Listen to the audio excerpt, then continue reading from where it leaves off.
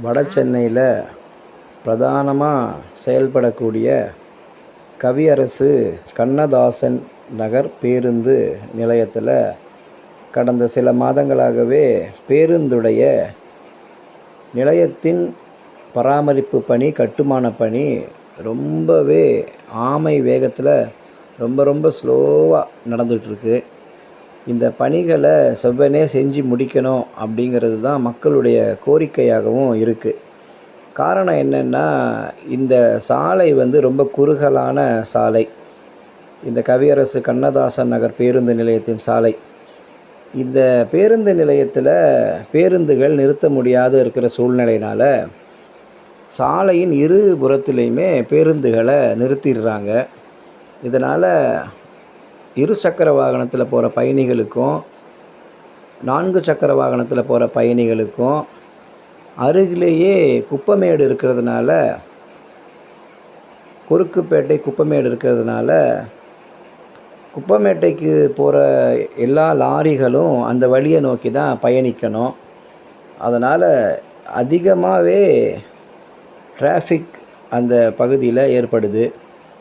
அதனால் மக்களும் பேருந்துக்கு நிற்கிறதுக்காக அவங்க ஒதுப்புறமாக நிற்கிற இடத்துல ரொம்பவே வெயில் இருக்குது.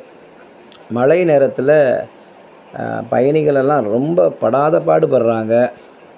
பேருந்து நிலையத்துக்கு நின்று பேருந்து ஏறக்கூட ஒரு சின்ன வசதி கூட அந்த இடத்துல இல்லை.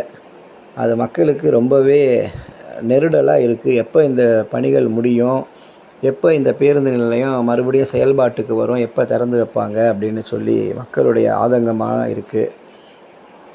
இந்த பேருந்து நிலையம் இதில் இருக்கிற ஏரியா மக்கள் கிட்டத்தட்ட எம்ஆர் நகர், பாரதியார் நகர், அதுக்கு பிறகு இந்த சின்ன சேக்காடு பகுதி, இங்கிருந்தெல்லாம் எழில் நகர், இங்கிருந்தெல்லாம் வரக்கூடிய மக்கள் இந்த ஒரு பேருந்து நிலையத்தை நம்பி தான் இருக்கிறாங்க. ஆனால் கிட்டத்தட்ட 10,000த்துக்கு மேற்பட்ட வீடுகளெல்லாம் அந்த பகுதியை சுற்றிலும் இருக்குது. ஆனால் இந்த 10,000 வீடுகள் மேலே இருக்கிற வீடுகளுக்கு இந்த பகுதியில் பேருந்து நிலையம் ஒரே ஒரு பேருந்து நிலையம்தான். ஆனால் இந்த பேருந்து நிலையம் இப்போது பராமரிப்பு இல்லாமல் வேலைகளெல்லாம் ஆரம்பித்து ரொம்பவே வேகத்தில் இந்த பணிகள் நடக்கிறதுனால கடும் சிரமத்துக்கு மக்கள் ஆளாகிறாங்க. ஏன்னா குறிப்பாக காலையில் வேலைக்கு போகிறவங்க இந்த பேருந்து நிலையத்துக்கு நின்று தான் பேருந்து அவங்க போகணும். குறிப்பாக 2A பஸ்ஸு, அப்புறம் 64K அது பிராட்வே போகிற பஸ்ஸு, அதுக்கு பிறகு 121G கோயம்பேடுக்கு போகிற பஸ்ஸு, இப்படி நிறைய பேருந்துகள் இந்த பேருந்து நிலையத்திலேருந்து தான் புறப்படுது. ஆனால் இங்கே சிக்கல் என்னென்னா, பேருந்து நிலையத்தில் நிற்கிறதுக்கு கூட மக்களுக்கு வழிவகை இல்லாமல் இருக்குது. இந்த விஷயத்தில் அரசாங்கம் மாநகராட்சியும் இணைஞ்சு சீக்கிரமாகவே பேருந்து நிலையத்தையும் பேருந்து நிழற்குடையையும் அமைச்சு கொடுக்கணும். ஏன்னா கிட்டத்தட்ட மாநகர போக்குவரத்து கழகத்தில் போன வாரத்தில் கூட ஓய்வு பெற்றவங்களாம் ஓட்டுநர் நடத்துனர் போராட்டத்தை முன்னெடுத்தாங்க. இந்த போராட்டம் எங்களுக்கு பென்ஷன் தொகையை அவங்க பண பலன்கள் இதெல்லாம் எங்களுக்கு இன்னும் கொடுக்கல அப்படின்னு அவங்க போராட்டம் பண்ணாங்க. எங்கள் ஒவ்வொருத்தருக்குமே லட்சக்கணக்கான ரூபாய் பேருந்து மாநகர பேருந்து துறை சார்பாக கொடுக்கணும், போக்குவரத்து துறை சார்பாக அப்படின்னு சொல்லி அவங்கெல்லாம் வீதியில் இறங்கி 60 வயசுக்கு மேலே இருக்கிறவங்க, அவங்களுக்கு எவ்வளோ உடல் உபாதைகள் பிரச்சனைகள் இருக்கும், அதையெல்லாம் பொருட்படுத்தாமல் கடும் வெயிலில் இந்த ஓட்டுநர் நடத்துனர் போராட்டத்தை முன்னெடுத்தாங்க. ஆனால் அவங்களுக்கு இன்னமுமே பணிபலன்கள்லாம் கிடைக்காததுங்கிறது ரொம்பவே வேதனையான விஷயம். ஏன்னா தங்களுடைய பிள்ளைங்களுக்கு திருமணம் வச்சுருப்பாங்க, ஒரு வீடை கட்டலான்ட்டு முடிவு பண்ணியிருப்பாங்க, ரிட்டையர்ட் ஆனதுக்கு பிறகு இப்படியெல்லாம் வாழ்க்கை வாழணும்னு அவங்க ஆசைப்பட்டிருப்பாங்க.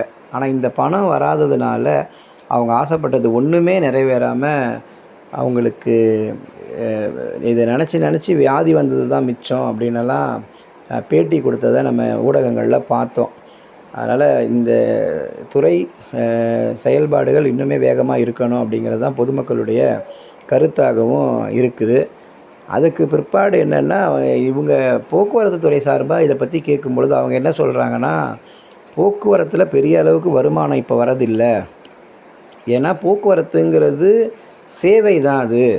சேவைங்கிறதுனால தான் அது வந்து வருமானத்தை எதிர்பார்க்காம அரசு அதை ரன் பண்ணிக்கிட்டு இருக்குது அப்படின்னு அவங்களும் அவங்க சார்பாக இருக்கிற அவங்களுடைய சைட்லேருந்து பிரச்சனைகளை சொல்கிறாங்க.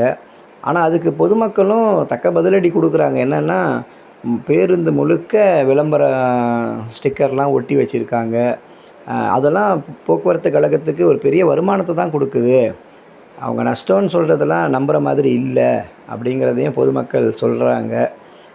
குறிப்பாக இப்போ வந்து பெண்களுக்கு இலவசம் பயணம் அப்படின்லாம் அறிவித்தாங்க திமுக அரசாங்கம் அமைஞ்ச உடனே. ஆனால் அதெல்லாம் நாங்கள் கேட்கவே இல்லை.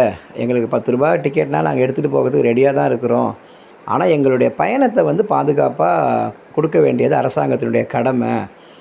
மழை நேரத்தில் பஸ்ஸுக்குள்ளேயே தண்ணி ஒழுகுது. அந்த வீடியோவெல்லாம் வாட்ஸ்அப்பில் யூடியூப்பில் ஊடகத்துலலாம் வைரல் ஆகுது. அதை நாங்கள் பார்த்துருக்கோம். நாங்களும் சொல்லன்னா துயரத்தை அனுபவிக்கிறோம் அப்படின்னெல்லாம் மக்கள் வந்து குற்றச்சாட்டை வைக்கிறாங்க. நாங்கள் ₹10 ₹20 கொடுத்து கூட டிக்கெட் கொடுத்து போக நாங்கள் ரெடியாக இருக்கோம், காசு கொடுத்து டிக்கெட் எடுத்துகிட்டு. ஆனால் எங்களுக்கு இலவசம்னு கொடுத்துட்டு எங்களை வந்து எங்களுடைய பயணத்தையே இவங்க வந்து பாதுகாப்பு இல்லாமல் ஆக்குறாங்க. நாங்கள் வந்து இதை பாருங்கள், பஸ்ஸுக்கு வந்து நிற்கிறோம், அரை மணி நேரமாக வெயில்லையே நிற்கிறோம் வெளியவே அப்படின்னுலாம் சொல்லி ஆதங்கப்படுறாங்க பெண்கள். அதனால் அரசாங்கம் உடனடியாக இதில் தலையிட்டு மணலி பேருந்து நிலையமும் இதே நிலைமையில் தான் இருக்குது. முல்லை நகர் பேருந்து நிலையமும் இதே நிலைமையில் தான் இருக்குது. அதுக்கு பிறகு கவியரசு கண்ணதாசன் நகர் பேருந்து நிலையமும் இதே நிலைமையில் தான் இருக்குது.